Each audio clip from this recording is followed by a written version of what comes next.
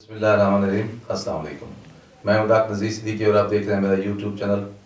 ناظرین کرام، آپ جانتے ہیں کہ ان دنوں T20 ورلڈ کپ ہو رہا ہے۔ اگرچہ اس میں بہت ساری ٹیمیں حصہ لے رہی ہیں، لیکن پوری دنیا کی نگاہیں، خاص طور پر جنوبی ایشیا کے لوگوں کی نگاہیں پاکستان اور بھارت پر لگی ہوئی تھی۔ اور اللہ تعالیٰ کا کرم ہے کہ پاکستان اپنے مسلسل 4 میچ جیت چکا ہے، چاہے وہ بھارت سے ہو، وہ افغانستان سے ہو، نیوزی لینڈ سے ہو، کل نمیبیا سے ہو، آگے اسکاٹ کا ہے، انشاءاللہ وہ بھی جیت جائے گا۔ تو اب تک کی اطلاعات کے مطابق پاکستان سیمی فائنل میں پہنچ چکا ہے۔ ادھر بھارت کی حالت یہ ہے کہ تقریباً آؤٹ ہو چکا ہے اس ورلڈ کپ سے۔ اب اس کا میچ جا رہا ہے ہونے کے لیے افغانستان کے ساتھ۔ اور آپ جانتے ہیں کہ جو افغانستان کی جو کرکٹ کی ٹیم ہے، اس کی ساری آبیاری، اس کی تشکیل، اس کی ترتیب، اس کی جو ہے ساری جو اسے بنایا ہے وہ بھارت نے بنایا ہے۔ اب بھارت کی یہ اطلاعات آ رہی ہیں کہ وہ کوشش کر رہا ہے کہ افغانستان کی ٹیم کے ساتھ کوئی کمپرومائز کیا جائے، کوئی بارگیننگ کی جائے، تاکہ افغانستان کی ٹیم جان بوجھ کر بھارت سے ہار جائے۔ لیکن آج کے دور میں فی زمانہ فی الوقت یہ ممکن نہیں ہے کہ کوئی بھی ٹیم اپنے معمولات سے ہٹ کر، نارمل حالات سے ہٹ کر کسی ٹیم سے ہار جائے۔ اگر ایسا ہوا تو ظاہر ہے اس پر بہت بڑی تنقید بھی ہوگی، اور پوری دنیا کا جو میڈیا ہے اس کی نگاہیں بھی اس پر فوکس ہیں اس وقت۔ تو اس لیے یہ ممکن نہیں ہے کہ افغانستان کی ٹیم جان بوجھ کر بھارت سے ہار جائے۔ تو یوں سمجھیں کہ بھارت انشاءاللہ تعالیٰ اس جو ورلڈ کپ ہے اس سے آؤٹ ہونے جا رہا ہے۔ اس کا اب نتیجہ یہ نکلا ہے کہ پورے بھارت میں ہاہاکار مچی ہوئی ہے، اور بھارتی کرکٹ ٹیم پر شدید طور پر نکتہ چینی کی جا رہی ہے۔ یہ وہی بھارت ہے جو پچھلے 20 سال سے پاکستان کے خلاف ہر طرح کی سازشیں کرتا چلا آ رہا ہے۔ پاکستان کو ایک دہشت گرد ملک ڈکلیئر کروانے کے حوالے سے بھارت کی کوششیں ہوں، یا اس کے خلاف کوئی اور پروپیگنڈا کرنا ہو، فیٹ اپ میں اس کو لے کر جانا ہو، 5th وار جنریشن کے حوالے سے، یا غلط جو ہے وہ ویب سائٹ بنا کے پاکستان کو بدنام کرنا ہو، اسی طرح جو پاکستان کے جو کھیل کے میدان ہیں انہیں ویران رکھنا ہو، ان کو جو ہے ہر لحاظ سے ناکامی سے دوچار کرنا ہو۔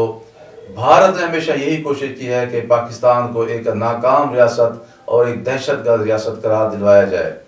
لیکن یہ اللہ تعالیٰ کا کرم ہے کہ اللہ تبارک و تعالیٰ نے اپنی غیبی مدد کے ذریعے اور پاکستانی قوم کی یکجہتی کے ذریعے، اور خاص طور پر ہماری جو مسلح افواج ہیں، ہمارے جو انٹیلیجنس ادارے ہیں، اور جو ہماری آپس کی جو یکجہتی ہے، اس سارے کے نتیجے میں پاکستان ہر طرح کے بحرانوں سے آج نکل چکا ہے۔ اور وہی پاکستان کی کرکٹ ٹیم جس کے پاس کھیلنے کے لیے ہمارے ملک میں پچھلے 20 سال سے کوئی بھی ملک آنے کے لیے تیار نہیں ہے۔ اور آپ جانتے ہیں کچھ عرصہ پہلے نیوزی لینڈ کی ٹیم آئی تھی، پھر وہ سیکیورٹی کا بہانہ بنا کر عین وقت پر یہاں سے چلی گئی، پھر انگلینڈ نے بھی آنے سے انکار کر دیا۔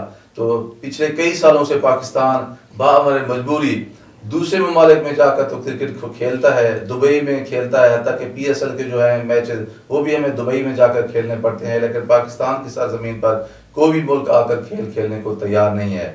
جبکہ اس کے مقابلے میں جو بھارت ہے اسے ہر طرح کی سہولتیں بھی حاصل ہیں، کیونکہ وہ بہت بڑی منڈی ہے، اور مغربی ممالک کے لیے منڈی کی اہمیت سب سے زیادہ ہوتی ہے، کیونکہ وہ بہت بڑی آبادی والا ملک ہے، اس لیے اس کی ہر طرح کے ناز نخرے اٹھائے جاتے ہیں۔ اور بھارت نے ہمیشہ یہی کوشش کی ہے کہ کرکٹ کی جو انٹرنیشنل کرکٹ بورڈ جو ہے ICC، اس کو بھی اس نے یرغمال بنا رکھا ہے۔ لیکن اب خدا کا کرنا ایسا ہوا ہے کہ وہی پاکستان جسے ہر لحاظ سے ناکامی سے دوچار کرنے کے لیے بھارت نے ایڑی چوٹی کا زور لگایا ہے، اس کی کرکٹ ٹیم دن بہ دن مضبوط ہو کر دنیا کے سامنے آ رہی ہے، جبکہ بھارت جو ہے اس کی جو کرکٹ ٹیم ہے وہ اپنے زوال کی انتہائی حدوں کو چھو رہی ہے۔ اب پورے بھارت میں بھارتی کرکٹ ٹیم پر شدید نکتہ چینی ہو رہی ہے، بلکہ اس کے کھلاڑیوں کا نام لے لے کر ان کی تضحیک اور توہین ہو رہی ہے۔ ایون اس کا جو کیپٹن ہے اس کو گالیاں دی جا رہی ہیں، اس کی فیملی کے لیے اس سیکیورٹی ایک بہت بڑا مسئلہ بنتی جا رہی ہے، کیونکہ آپ جانتے ہیں کہ بھارت میں اس وقت انتہا پسندی عروج پر ہے۔ یہ صرف نہیں کہ وہاں مسلمان جو ہیں یا سکھ ہیں یا جو دوسری اقلیتیں ہیں انہیں نشانے پر رکھا گیا ہے، بلکہ جو معتدل ہندو ہیں ان کا جینا بھی حرام کر دیا گیا ہے۔ صرف وہ لوگ اس وقت بھارت میں اقتدار میں ہیں جو انتہا پسند ہیں، ہندوتوا کے جو ہیں وہ پیروکار ہیں، باقی سب لوگوں کے لیے بھارت میں رہنا مشکل بنا دیا گیا ہے۔ حال ہی میں آپ نے دیکھا تھا کہ کس طرح شاہ رخ خان کے بیٹے کو وہاں ذلیل و رسوا کیا گیا ہے۔ اب اسی طرح جو آپ دیکھیں گے کہ عنقریب بھارت کے کرکٹ کے جو کھلاڑی ہیں ان کا حشر بھی وہی ہونے والا ہے۔ اور میں تو سمجھتا ہوں کہ یہ پاکستان کی خوش قسمتی ہے کہ نریندر مودی جیسا ایک انتہا پسند ہندو اس وقت بھارت کا وزیر اعظم ہے۔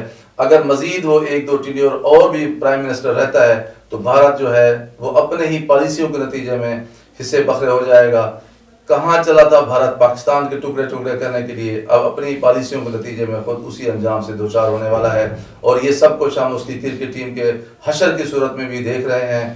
تو میں یہی سمجھتا ہوں کہ اللہ تبارک و تعالیٰ کا اپنا نظام ہے کہ ایک وقت یہ تھا کہ پاکستان کی کرکٹ ٹیم کے حوالے سے یہی لوگ تب سے تجزیے کر رہے تھے کہ اب اس کا کبھی بھی دوبارہ کوئی سامنے دنیا کے سامنے پاکستان کی کرکٹ ٹیم جو ہے وہ کسی بہتر صورت میں نظر نہیں آ سکے گی۔ آپ دیکھ لیں کہ T20 کے ورلڈ کپ میں پاکستان سیمی فائنل پہنچ چکا ہے، اور جو اس کی کارکردگی ہے، جس قوت ایمانی کے ساتھ، عزم صمیم کے ساتھ اور پختہ ارادے کے ساتھ پاکستان کی کرکٹ ٹیم آگے جو ہے وہ چل رہی ہے، پیش رفت کر رہی ہے، تو انشاءاللہ تعالی یہ جو T20 کا ورلڈ کپ ہے وہ پاکستان کے مقدر میں لکھ دیا گیا ہے، جبکہ بھارت کے مقدر میں صرف اور صرف پشیمانی اور ناکامی ہی نظر آ رہی ہے۔ اور وہ قومیں جو تعصب کی بنیاد پر، نفرت کی بنیاد پر، حقارت کی بنیاد پر اپنی پالیسیاں بناتی ہیں، ان کا انجام وہی ہوتا ہے جو ان دنوں ہم بھارت کا دیکھ رہے ہیں۔